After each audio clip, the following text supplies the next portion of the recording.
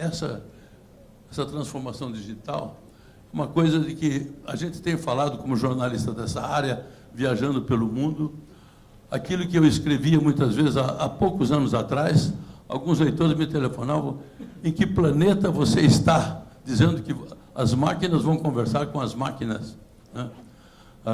Quando eu falava sobre isso, dizer que nós teremos, em menos de 10 anos, mais de 200 bilhões de dispositivos conectados, comunicando-se, né?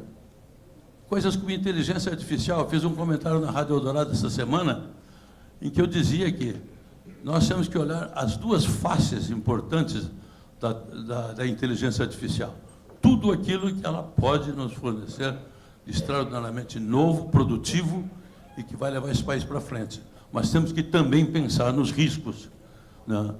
Já que ela é talvez a mais ameaçadora de todas as tecnologias que nós tivemos até agora, tá? Na entrada do automóvel, nas cidades americanas, havia um índice de acidentes bárbaro. Talvez mesmo os acidentes brasileiros que matam 50, de tráfego urbano, mais de 50 mil pessoas por ano, quando nos Estados Unidos morrem menos de 1.000, só para comparar dois estágios, né?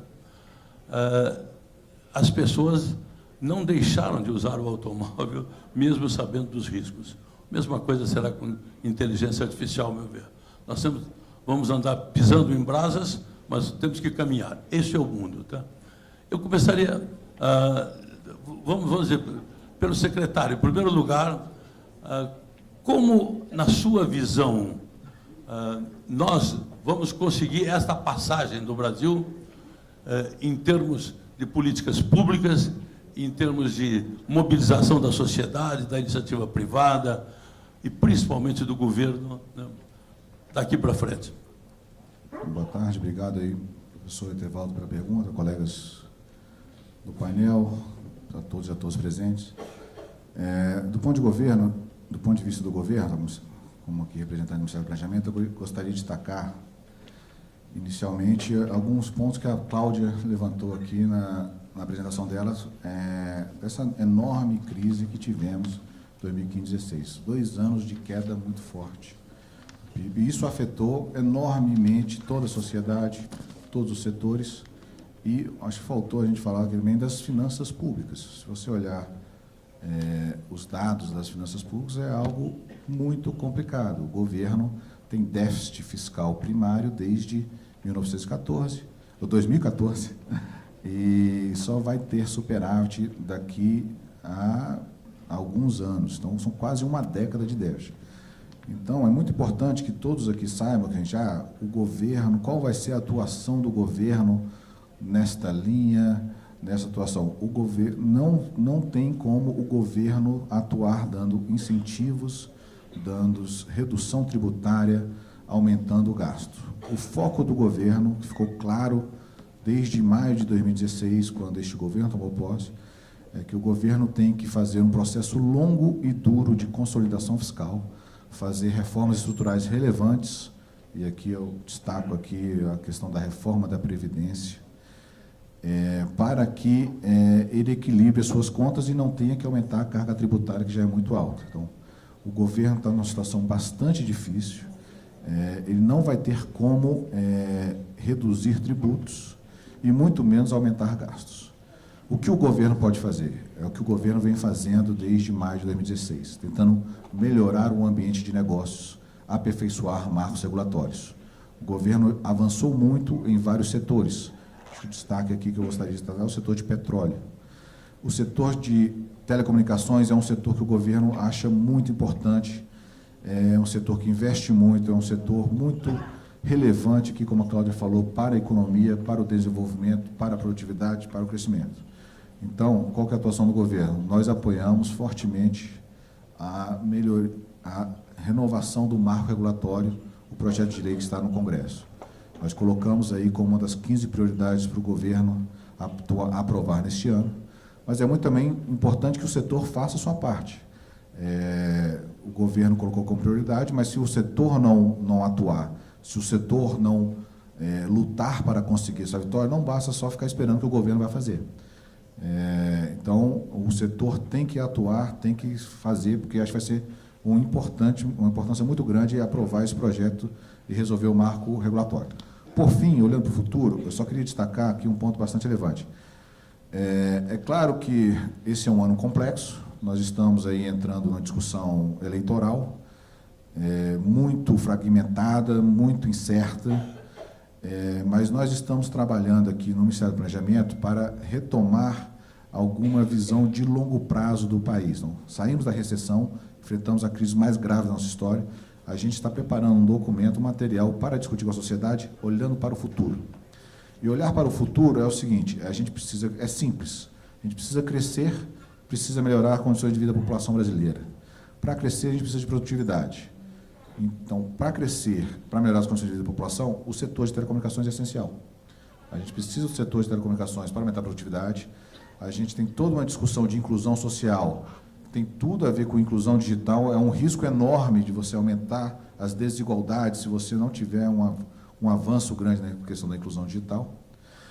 E tem toda uma questão que o governo está atuando de ser um governo digital, tentar simplificar a vida dos cidadãos, oferecer serviços, juntar serviços na mesma situação, facilitar a vida dos cidadãos e, principalmente, aí essa com minha palavra final, olhando para o futuro, assim, o governo não tem espaço mais para incentivos, para aumento de gasto.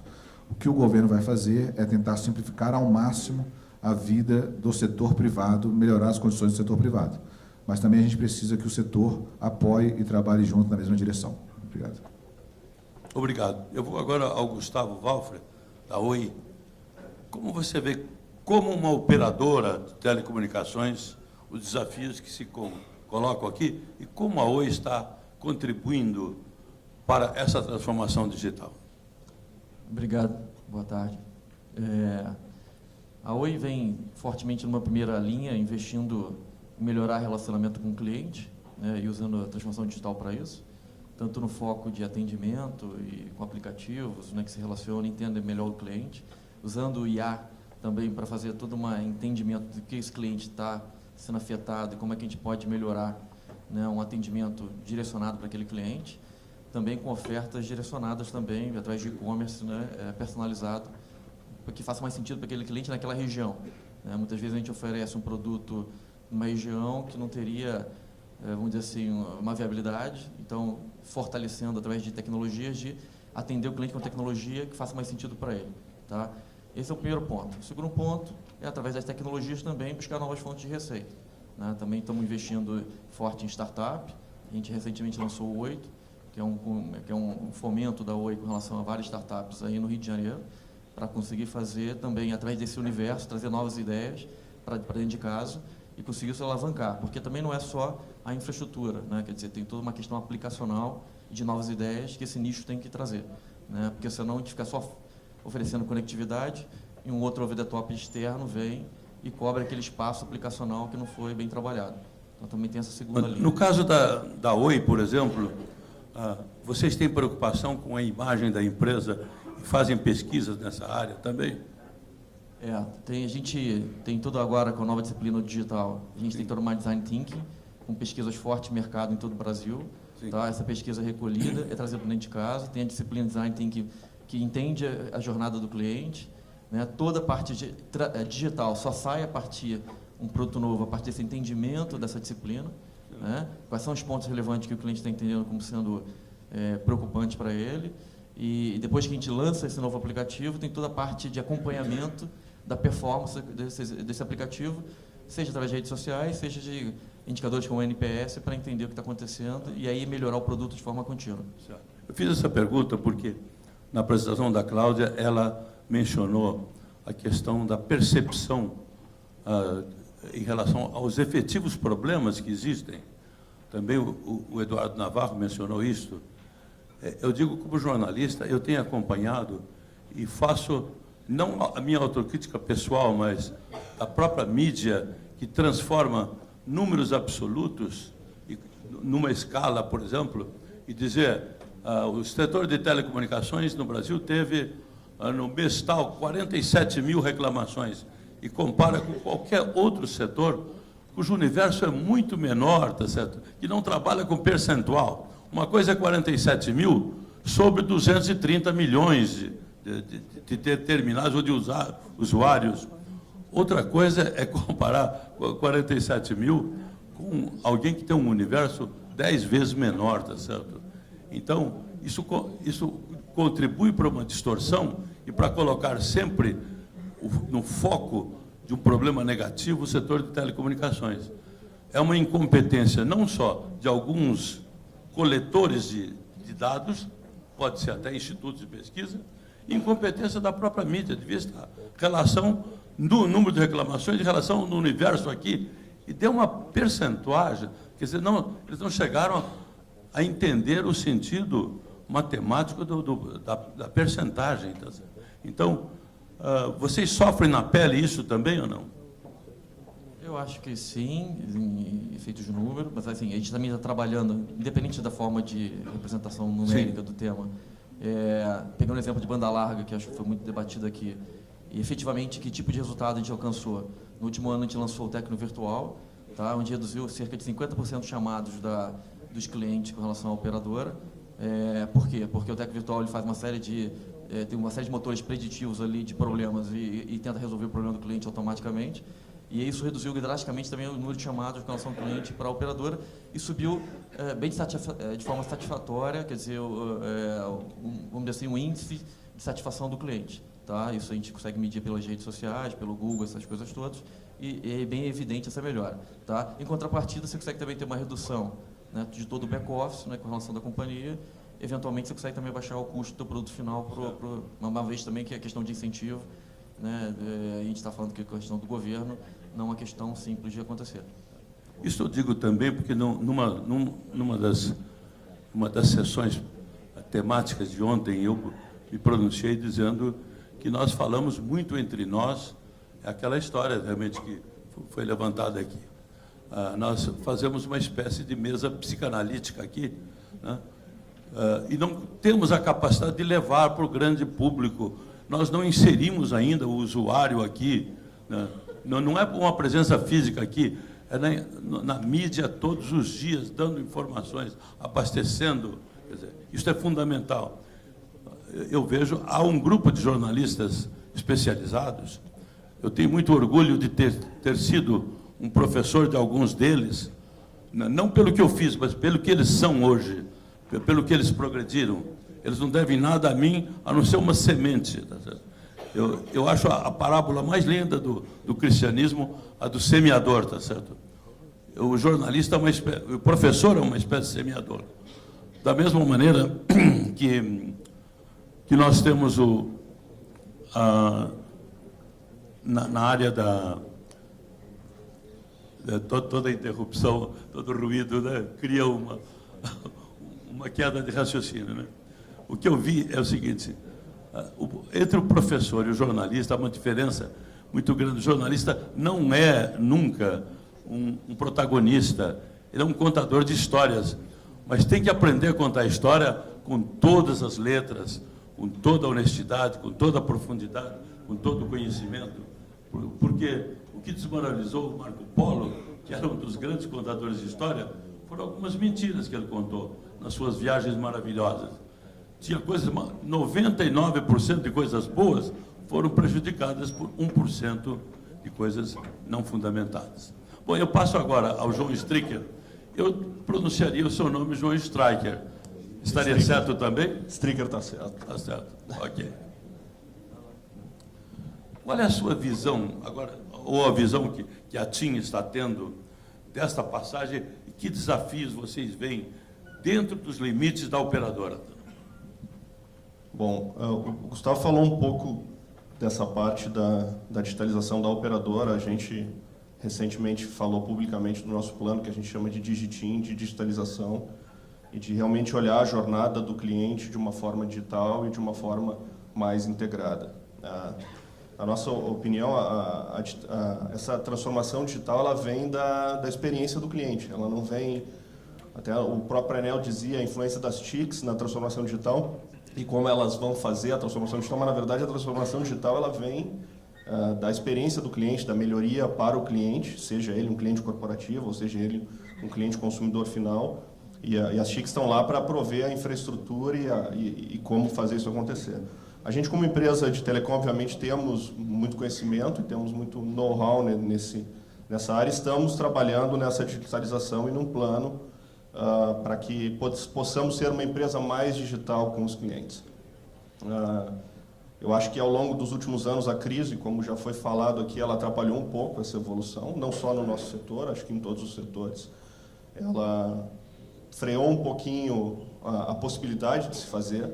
Fazer a transformação digital não é simples, porque a gente tem que fazer a transformação digital continuando gerando o valor que a gente tem que gerar. São empresas e os muitos setores no Brasil têm legados de sistema e legados de processos que precisam ser trabalhados e são um desafio grande para fazer acontecer. Mas, como operador, eu vejo do lado interno a necessidade óbvia de se fazer isso, e para a gente é parte integral do nosso plano para ter sucesso no futuro. Eu acho que há um ponto em que a Cláudia mencionou, que é a criação de aplicativos que possam facilitar. Os aplicativos, a maioria da população não tem uma ideia do que tem de tecnologia embutido em alguns aplicativos. Por exemplo, o que o Waze faz é um trabalho de inteligência artificial e de algoritmos tão complexo que, ao mesmo tempo, ele revolucionou. A minha mulher pergunta para mim, como é que eles conseguem fazer isto? Em casa, na hora do almoço, nós temos sempre mesas de conversa aqui, tá certo? Até me atrapalha um pouquinho a refeição, porque eles estão me perguntando sempre como é isso, que eu acho que é a coisa mais bonita do mundo que está nas crianças, que é a sua curiosidade sem limites para saber das coisas. Então, nós sabemos que tem o Waze, como tem outros aplicativos, né? Alguns até que concorrem diretamente, né? Um Skype, por exemplo, e outros que criam um concorrente que cai do céu na frente, que não pediu autorização para ninguém, que não pagou nenhuma concessão, não tem nenhuma licença e que entra no seu smartphone. Como é que você vê, como é que vocês enfrentam, de um lado, essa entrada de aplicativos que são totalmente competidores e, ao mesmo tempo, como é que vocês reagem com aplicativos que possam ampliar melhorar a experiência do cliente? Eu acho que exatamente por isso a necessidade da transformação, né? E ela vai vir empurrada por uma necessidade de experiência e, obviamente, vai vir empurrada pela concorrência, ou pela concorrência que a gente ainda nem conhece, de coisas novas que vão surgir. Então, a nossa forma de encarar é tentando antecipar, e aí a área de inovação lá dentro da TIM trabalha muito isso, antecipar as tendências e as possíveis ameaças que vêm por aí, e trabalhar no desenvolvimento dessas novas tecnologias, inteligência artificial, machine learning, big data, são coisas que a gente tem trabalhado e tentado implementar. E eu acho que exatamente desse ponto, e eu acho que, pegando um ponto que o Navarro colocou lá no começo, que a telecom ela tem um papel de motor de transformação digital. Eu acho que esse é o ponto. Além da transformação interna, o setor de telecom provê talvez a base primária da transformação digital, que é a conectividade. Porque a transformação digital de uma empresa ela passa de conectividade, de conseguir conectar as coisas, passa por depois conseguir trazer os dados, né, consolidar esses dados, passa depois por trabalhar esses dados, que vão ser internos e externos, e poder tomar atividades e atitudes de mudança e oferecer aos clientes uma experiência. O setor de telecom tem como base trazer essa conectividade e trazer outras ferramentas também de gestão de informação e de outras questões que também ajudam na transformação, mas a base está na conectividade. E aí todos esses desafios que a Cláudia apresentou, que o Navarro apresentou, são os desafios que a gente hoje tem para conseguir ser esse motor, ser efetivamente um motor de inovação e gerar valor, não só no setor de telecom, mas nos setores todos da economia. Eu acho que a telecom, o que ela aporta ao PIB brasileiro é muito além, com a tecnologia, do que o seu próprio setor traz. Ok. Vamos agora a experiência da Algar com o Eduardo Raboni, desculpa. Como vocês... A Algar tem, dentro do cenário brasileiro, algumas características diferentes. Primeiro, que foi a única empresa privada que sobreviveu ao monopólio da Telebrás, tá certo? Durante todo aquele tempo. Eu acompanhei de perto a tenacidade da luta de Alexandrino Garcia. Eu era um defensor já da privatização há muito tempo, e vocês não imaginam o que isso causava na época. Não. O Sindicato dos Telefônicos me proibiu de falar aos próprios sindicalistas em várias oportunidades em que eu estava lá. Só em Mato Grosso do Sul que eu tive a oportunidade de, assim mesmo, sair sob proteção policial de lá, porque não se queria ouvir, né, a questão da privatização. Esse é um período passado, e eu digo o seguinte: eu reconheci muitas vezes o papel relevante que a Telebrás teve na decolagem dos serviços, da montagem da infraestrutura do país. Como as características diferentes da Algar Telecom, que eu gostaria que fossem mostradas pelo Eduardo, do ponto de vista desta passagem, dessa transformação digital que vem por aí. Em que pé vocês estão? Que projetos você poderia citar como exemplo dessas iniciativas visando a transformação digital? Boa tarde, obrigado pela pergunta, Intervalo.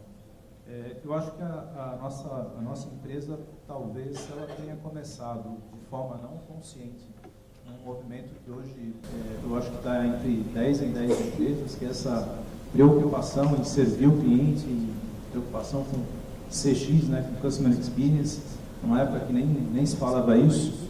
Eu acho que a gente começou a capitalizar esse movimento e o potencial, né, desse eixo recentemente, e a gente percebeu que esse efetivamente era o nosso diferencial, esse era o DNA da Algar. Né? Você perguntou há pouco a questão de percepção de clientes, né?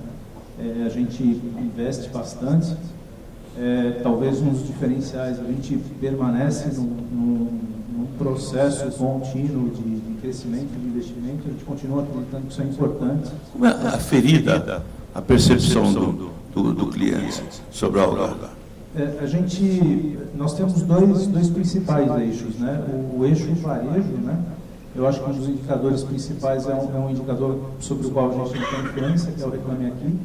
A gente consta frequentemente como preferência do ponto de vista de qualidade de serviço prestado a varejo no RH1000. E do ponto de vista B2B são pesquisas direcionadas. A primeira vez que a gente fez essa pesquisa, a gente sempre se preocupou com isso, mas a gente ficou surpreso com o resultado. A gente obteve mais de 80% de preferência e satisfação no cliente B2B. Então, B2B a gente não tem ainda um órgão que consolida esses dados de forma independente, então a gente conduz pesquisas. Né? Isso não é obtido, obviamente, somente através do atendimento, é obtido através de tecnologia, através de processos automáticos que se antecipam e entendem problemas que podem ocorrer e a gente tenta efetivamente se antecipar antes que eles de fato causam alguma interrupção do serviço. Bom, vamos ao Márcio Girão, da FENAINFO.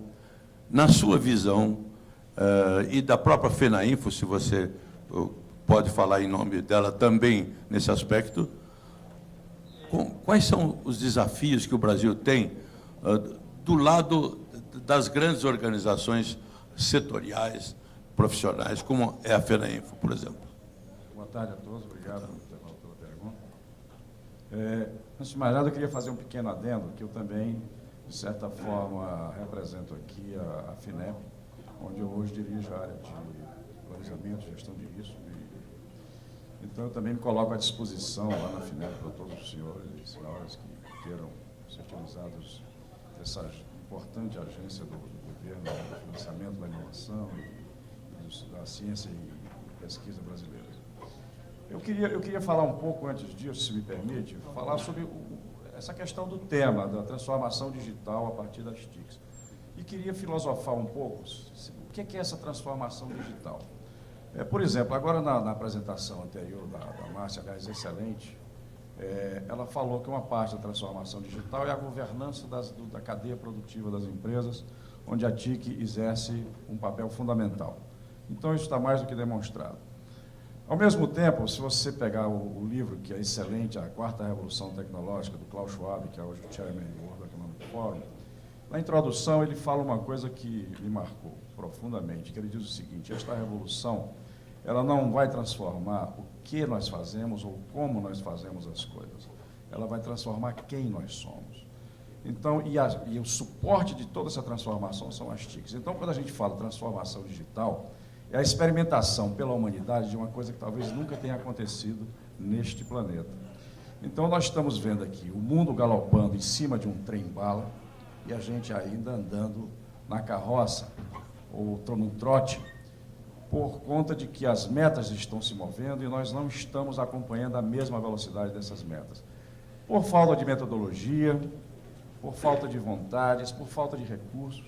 Eu acho que é óbvio, a questão do teto é importante, teve que ser feita, não somos contra isso, mas a utilização, a linearidade desses cortes é que incomoda o setor de inovação, e a gente tem externalizado isso diversas vezes ao Ministério do Planejamento, à Fazenda, de que há que haver uma análise profunda de quanto a gente pode reduzir de fato ao sistema de inovação, de pesquisa, desenvolvimento e inovação no país. E, obviamente, em relação a quem dá suporte a essa revolução, que são as empresas que nos fornecem a conectividade. Então, se você...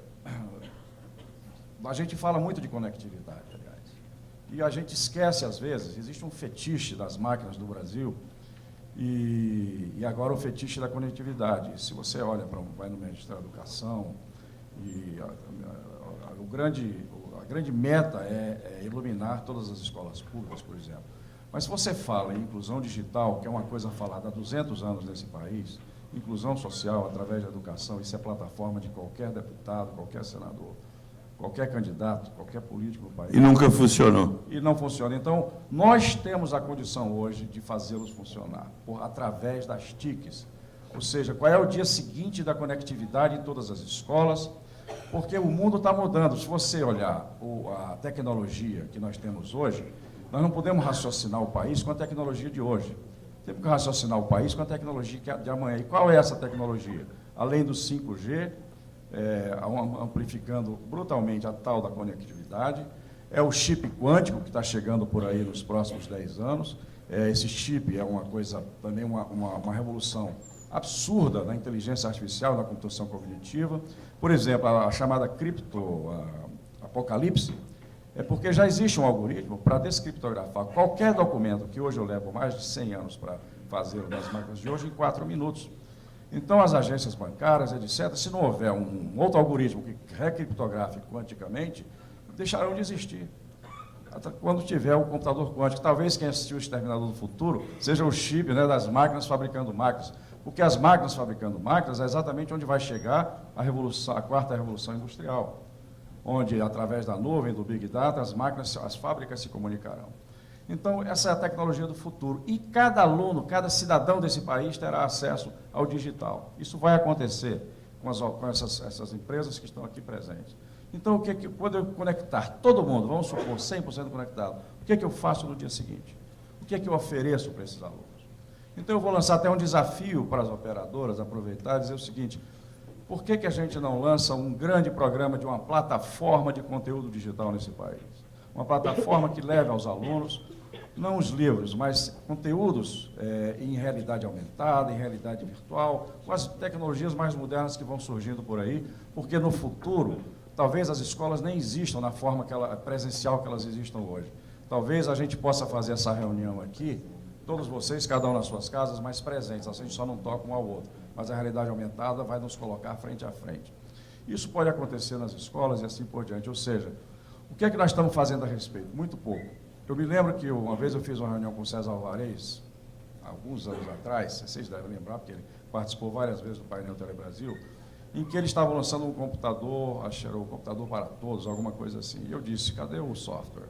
Cadê o conteúdo? Onde é que está? Isso aqui a gente não colocou. Ou seja, sempre houve investimentos nas máquinas e muito pouco no conteúdo. Esse é um desafio, Etevaldo, que eu lanço para todos aqui. Então, essa seria, digamos assim, a minha primeira participação aqui. Obrigado. Muito bom. Olha, você deu uma nova luz a isso. Eu acho que foi importante, porque depois do que a Cláudia nos deu, pouquíssima coisa restava para a gente acrescentar. Você mencionou este conceito muito interessante do que vai fazer a quarta revolução industrial. Eu estive o ano passado na Califórnia, exatamente na Universidade da Singularidade, ouvindo aquelas pessoas, o impacto que aquilo tem quando a gente ouve pela primeira vez tudo que vai acontecer, não só nessas áreas nossas aqui, mas saber o que vai ocorrer com as empresas que vão desaparecer nos próximos 20 anos. Tá certo? Empresas que... Quem é que poderia imaginar que uma RCA, que foi líder durante um século da produção de válvulas eletrônicas, desaparecesse por não considerar a importância da microeletrônica que estava nascendo no transistor, no circuito integrado? Se atrasou demais, tá certo? Outras empresas, quer dizer, não só a RCA, se nós pegarmos dezenas de empresas que foram varridas da face da Terra diante de uma quebra de paradigma para a qual não estavam... A Kodak, por exemplo, é o caso mais dramático que nós conhecemos, né? A Kodak, que inventou a fotografia digital em 1975, guardou a patente na gaveta, porque os seus acionistas disseram: como nós somos líderes há quase um século em fotografia analógica, nós vamos mudar agora, vamos fazer um investimento novo, né? com todo o legado que nós temos analógico. Ela tinha 80% do papel fotográfico do mundo, era produzido pela Kodak. Eles se achavam imbatíveis, inabaláveis. Isso em 1998, quando eles tinham 170 mil empregados. 5 anos depois, a empresa pediu concordata. Faliu em 2013, tá certo? Está na nossa frente aqui, tá? Quantos exemplos nós teremos desse tipo, que é um dos impactos? E eu vou perguntar agora ao Bruno, da Nokia. A Nokia passou por momentos dramáticos também, né? Eu me lembro que eu estava só para te dar realmente um elemento fundamental da Nokia, eu estava em Cannes, um ano depois do lançamento do iPhone. Eu levei um iPhone para mostrar como se fazia, qual a interface, né? E um dos técnicos da Nokia disse: isso é bobagem, em 6 meses acabou tudo isso aí, nós vamos continuar nas nossas teclinhas. Esse foi um fator que pesou numa empresa que tinha 40% do mercado mundial de telefones celulares, ou teve outros também? Eu acho que realmente teve... Você não reconheceu o fato de que existiu uma situação disruptiva. Tem até eu participei até de um treinamento da Nokia no ano passado, onde o professor do INSEAD ele fez uma pesquisa porque a Nokia não reconheceu os sinais de que existia uma ameaça séria para o negócio. E aí tem até um livro escrito que é sobre fome no paraíso, como você cultivar fome no paraíso. São empresas extremamente, muito sucesso, que de repente não percebem a ameaça e sucumbem. Foi um pouco do que aconteceu com a Nokia. Essa pressão dos acionistas mais do que dos executivos dirigentes? Eu acho que quando você tem sucesso, é difícil você realmente estimular a mudança do seu negócio, sendo que tudo leva a crer que você está fazendo certo. Então, eu lembro uma fase do Oli-Pekka Kallasvuo, na época do lançamento do iPhone. Eu acho que a meta do Steve Jobs era alguma coisa em torno de 1 milhão de terminais por ano de venda. E o comentário que ele fez, de uma certa arrogância, foi de que isso era o que a Nokia vendia por dia. Então, são lições, eu acho que é uma lição que eu acredito que a Nokia aprendeu. A Nokia é uma empresa de 150 anos, que está o tempo todo se reinventando. Hoje é uma empresa foco bastante diversificado.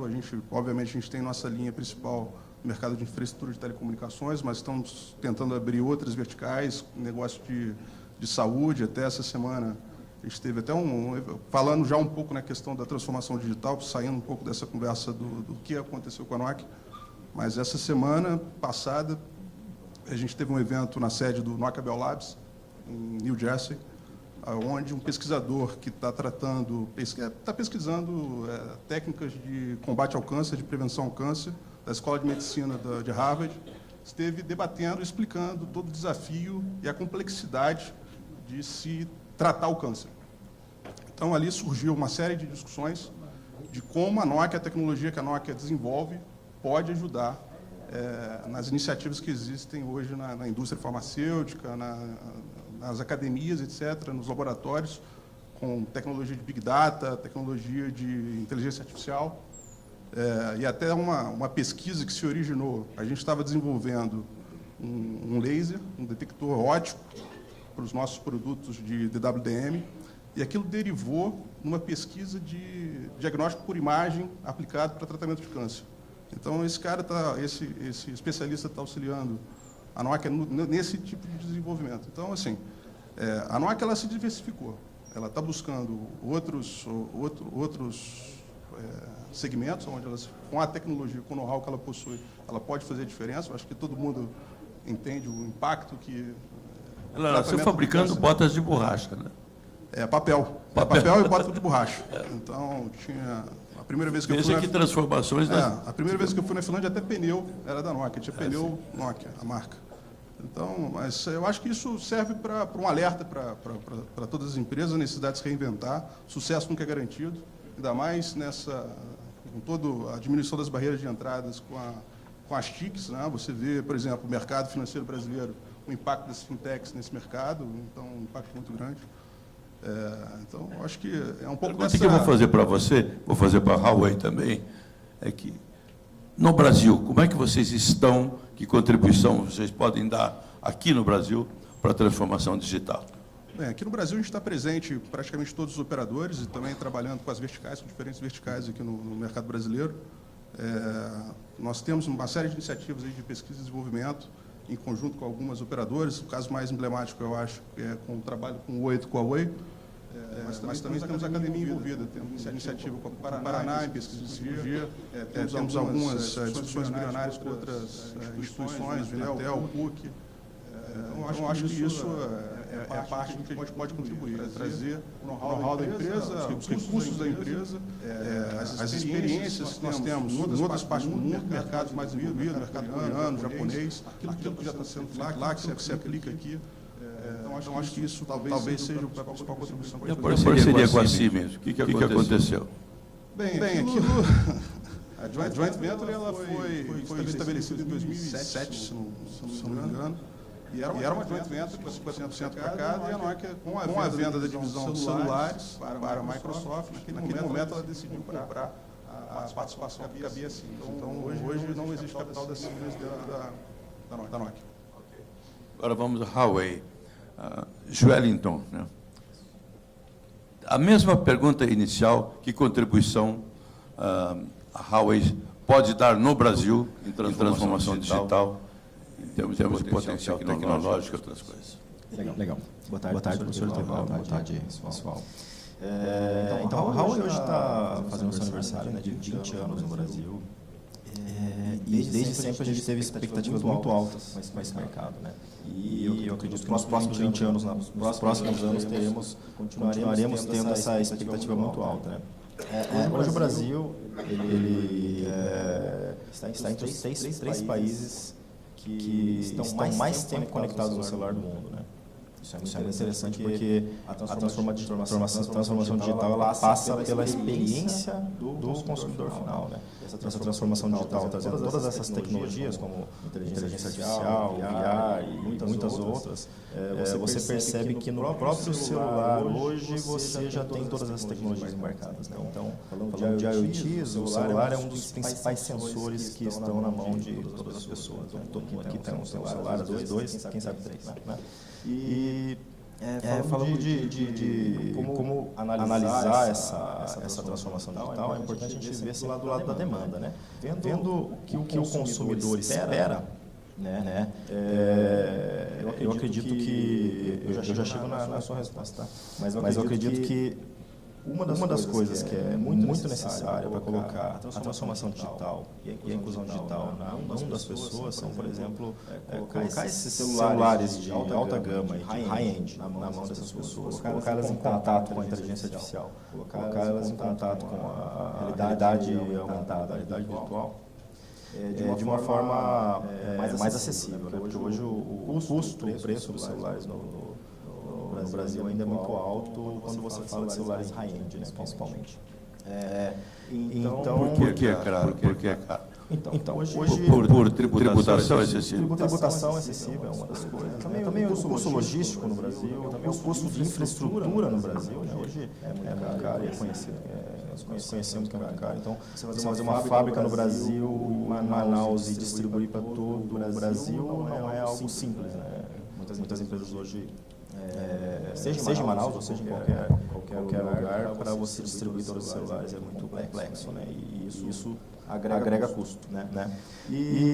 Então, indo nessa linha, a gente precisa baixar as taxas, né, para que tenhamos mais entrantes no mercado, principalmente, porque muitos dos fabricantes de celulares que são líderes no mundo não estão fabricando celular no Brasil, não estão no Brasil distribuindo as suas tecnologias, que são de ponta, que tem o AI, né, que é a inteligência artificial, ou outras tecnologias. Então, uma das coisas que a Huawei pode fazer, por exemplo, nós somos a segunda, entre a terceira maior fabricante de celulares do mundo, né? Uma das coisas que a gente quer fazer aqui no Brasil é trazer e poder entrar nesse mercado. Mas não só a Huawei, mas outras empresas também. É interessante porque com a competitividade você diminui o preço, diminui o custo, diminui tudo, e você faz com que você consegue digitalizar aí, a população e conseguir colocar na mão dessas pessoas, né? Esse é um dos pontos. Qual é a posição que a Huawei tem na China hoje? Como provedor de infraestrutura e terminais? É a primeira. É a primeira. O que significa a produção da ordem de quanto em dólares ou em unidades celulares você teria? Não tem.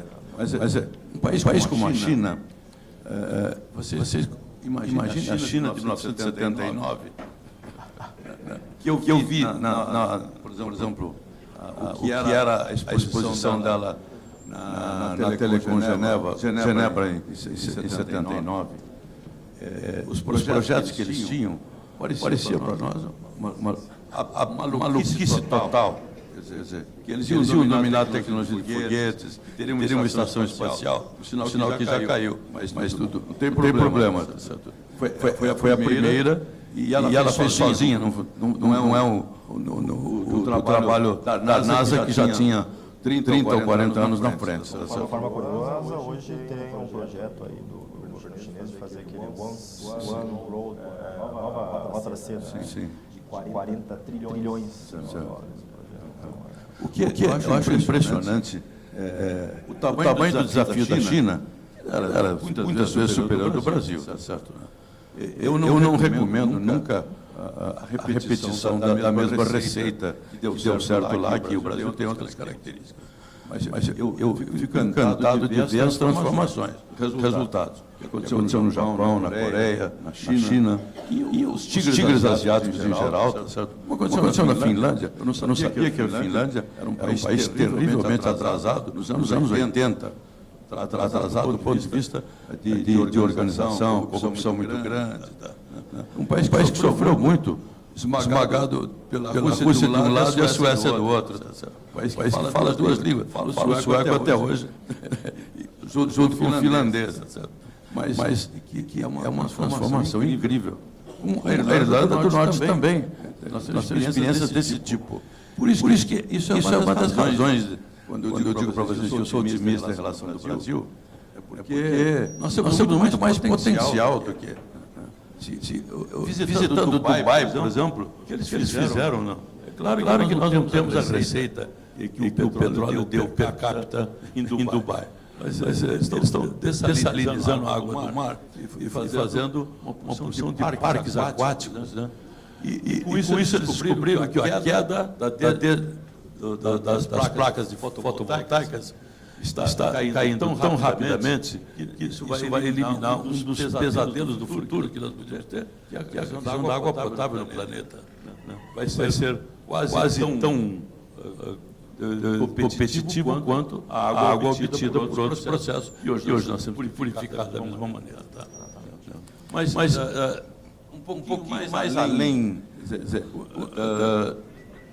a Huawei tem na China experiências, você acha que possam, a curto e médio prazo, serem trazidas para o Brasil com vantagens para aplicar aqui? Você pode dar algum exemplo? A gente apresenta, na verdade, nossos clientes diariamente vários cases, né? Coloca alguns cases na China, mas também cases mundiais. Né? Falando um pouco da nossa visão de TIC, né? Então a gente acredita aí que em 2025 teremos 40 milhões de devices sensores conectados. Mais 100 milhões aí de conexões, gerando 180 bilhões de terabytes de dados. Então, isso uma crença que esses 880 bilhões vão estar em 92% deles vão estar na nuvem. Uma das coisas da China é que estão na China, né, investindo muito para a criação aí de data centers para colocar todos esses dados, né, uma das coisas. Né? Lógico que esse aqui é um número, mas na China, logicamente, vai ter uma parte muito grande. Outra coisa, por exemplo, falando de segurança, que a gente falou em outro fórum aqui, a parte de safe seed, né? Eu gosto muito daquela frase que falaram, que eu acho até primeiro seguro, depois smart, né? First safe, then smart. Isso do Rio e São Paulo, olha, primeiro seguro. Primeiro seguro, depois vamos, né, tentar fazer. Segunda seguro, terceira seguro. O Smart é o quarto lugar. E uma das coisas que falta aqui no Brasil, por exemplo, para colocar essas tecnologias admiráveis aí de Smart City, é uma padronização das tecnologias. Por exemplo, né? Tem um case em Shenzhen que eles possuem 1 milhão de câmeras mais ou menos nas cidades, pela cidade, só que somente 3% de todo esse projeto foi pago pela prefeitura. Porque esse 97% que eram as câmeras já existiam na cidade. Postos de gasolina, as câmeras de segurança e tudo mais. E esse core ali, que é a inteligência, elas conectam todas essas câmeras para mostrar aí para a polícia, utilizando a inteligência artificial, utilizando as tecnologias ali dos analíticos para conseguir fazer uma inteligência em toda a cidade. Então, isso é um case muito interessante. Neste ponto, eu acho que valeria a pena dar a palavra a qualquer um dos participantes. Começar da Cláudia. Que pontos vocês acrescentariam? Temos ainda 6 minutos e meio para a gente aproveitá-los com a contribuição daqueles que quiserem acrescentar aspectos que não foram levantados na própria participação ou na participação dos demais. E vale a pena a gente lembrar. Cláudia, tem algum ponto?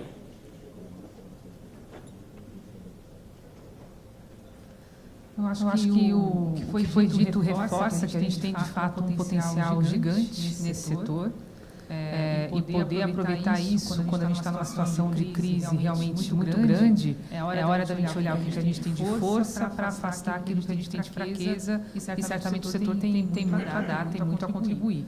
A despeito das questões colocadas, certamente o impasse fiscal é uma questão bem preocupante.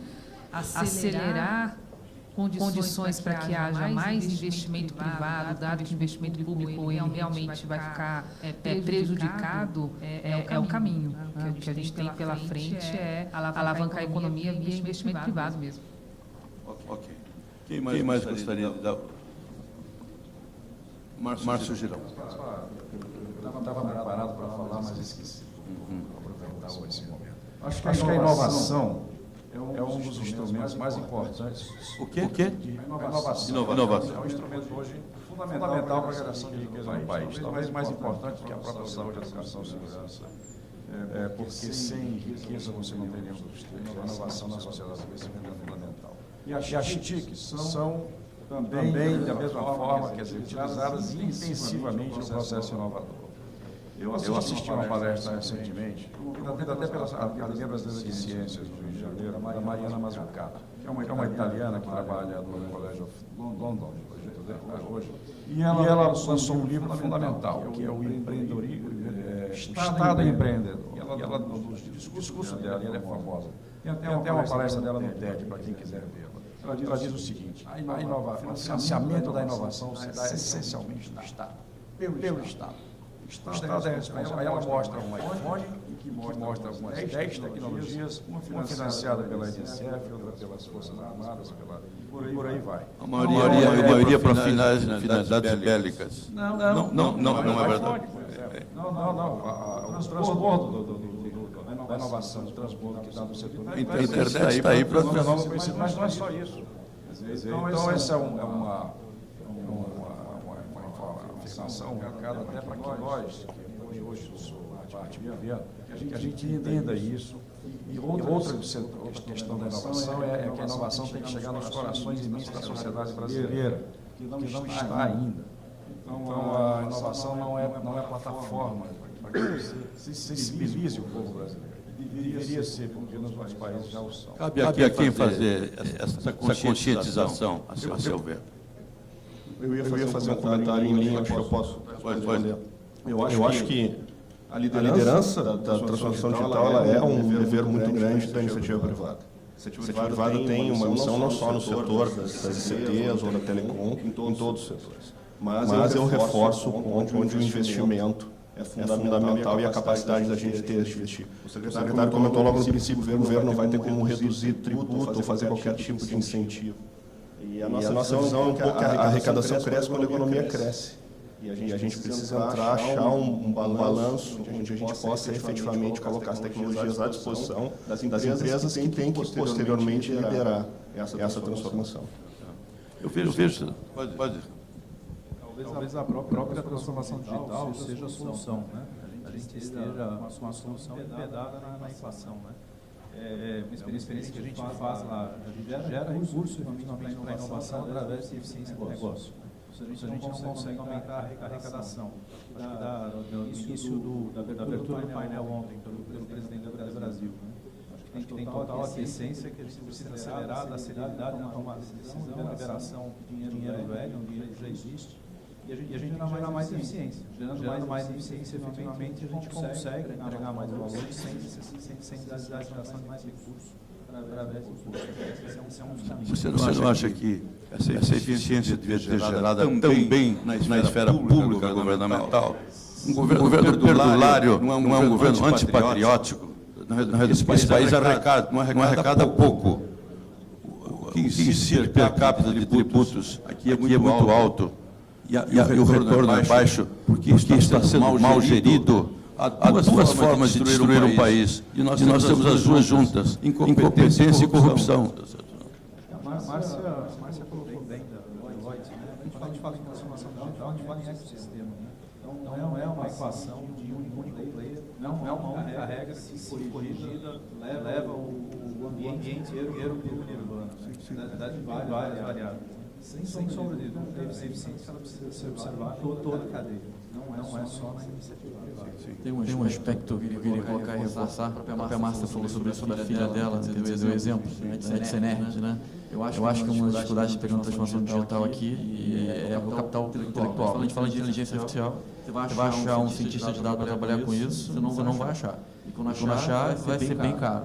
E mesmo quando você traz a pessoa em pouco tempo também já sai para outra companhia. Né? Então, eu acho que tem uma responsabilidade tanto privada quanto pública também é fortalecer o investimento na educação e num senso de que acompanha o YouTuber, minha filha acompanha os YouTubers também, foi uma coisa que ela falou que acha muito engraçado. Minha filha tem 7 anos, mas que tipo de exemplo você quer trazer para os seus filhos? Quer dizer, será que ela está acompanhando o cientista? Será que ela vê a importância nesse tipo de sociedade que quer ser traçada? Então eu acho que para a transformação digital aqui, acima de tudo, a maior dificuldade que a gente percebe na prática são as pessoas. Pessoas preparadas para lidar com essa... Esse é o primeiro aspecto que é para fazer o que a gente já conhece hoje. O segundo aspecto é para você tentar um novo negócio, que seja melhor do que você tem aqui, e daí você alavancar novas receitas, Você tem que ter um cara que domina isso tudo e você consegue ir além para você inventar, de repente, um Waze, como você colocou aqui no início, né? Que seria ir para uma solução que o cara foi disruptivo ali e inventou, né? Então, assim, acho que falta dessa questão da educação e fortalecer, mas acho que é uma oportunidade agora de voltar com isso, né? De voltar a desenvolver no Brasil tecnologias próprias, né? E a gente conseguir desenvolver isso dentro de casa. Mais do que só importar, porque acho que hoje é muita questão de importação. Se eu puder só reforçar aqui a palavra do governo, aproveitando essa oportunidade, com essa linha. O setor é muito importante, a gente acha que a gente tem que aprofundar nessa agenda que já existe do setor aí, o que fazer para melhorar, para contribuir nesse processo de crescimento, de aumento de produtividade, de inclusão social, inclusão digital. A gente acha muito relevante trabalhar nessa agenda. Agora, de fato, o setor público ele está num desafio muito interessante. Eu acho que uma grande evolução que este governo vai fazer foi aprovar o teto do gasto. Agora é o seguinte, o gasto não pode mais crescer. Então, você vai ficar claro para a sociedade, vai dizer o que é prioritário. E o governo, ele já falou isso, o governo sabe disso. Ele sabe que o governo gasta muito de uma forma errada, gasta muito com aposentadorias. Por isso propôs uma reforma da Previdência. Mas a sociedade não nos apoiou. A sociedade, a frente do Congresso apoiou. A sociedade, chegou o momento de a gente discutir o que é prioritário. Eu vejo meus colegas, todo lugar que eu for, o pessoal fala que é prioridade. Aqui falaram que é inovação, aqui falaram que baixar a arrecadação para o setor crescer, tudo mais. Mas se vocês acham que isso mesmo é prioridade, vocês têm que se organizarem e levarem isso ao Congresso. E nos ajudar a aprovar reformas fundamentais. E se nós não aprovarmos, por exemplo, a reforma da Previdência, não há que se falar em nada. A gente não vai pagar mais nada de inovação, não vai pagar nada, só vai pagar a aposentadoria. É isso que o país quer? O país quer só pagar a aposentadoria? O país não tem que investir em infraestrutura, o país não tem que investir em educação, tem que investir em tecnologia. Eu acho importante que o setor também reflita sobre isso. O governo está fazendo sua parte, colocou o teto do gasto e vai discutir o que é prioritário. Só que a gente precisa que a sociedade também aponte o que é a sua prioridade. A gente tentou reformar a Previdência e não tivemos apoio. Tá bom, obrigado. Ok. Bom, nosso tempo está 0-0 agora. Tá?